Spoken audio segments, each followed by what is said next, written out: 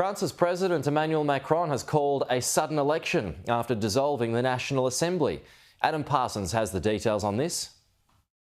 Well, he has said that there will be legislative elections on June the 30th and July the 7th.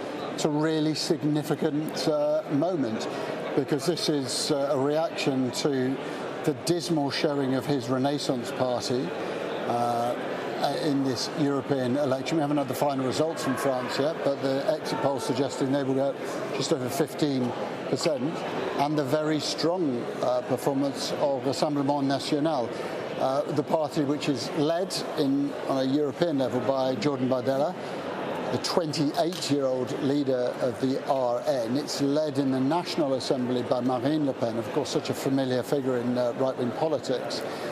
And immediately this exit poll came out, Jordan Bardella said, well, Emmanuel Macron cannot ignore this result. He needs to dissolve Parliament. Now, I have to say that that demand was met with a bit of a pinch of salt as being grandstanding.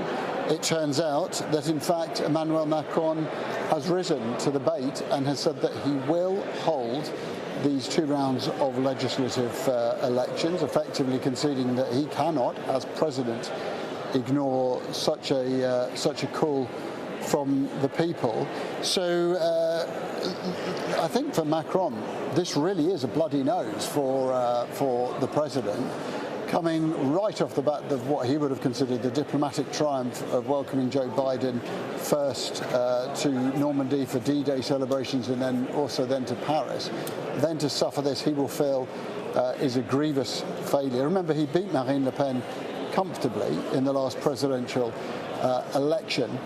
But he is seeing, as is the rest of Europe, a bit of a resurgence in right-wing, sometimes far-right groups, as well as nationalists and populists.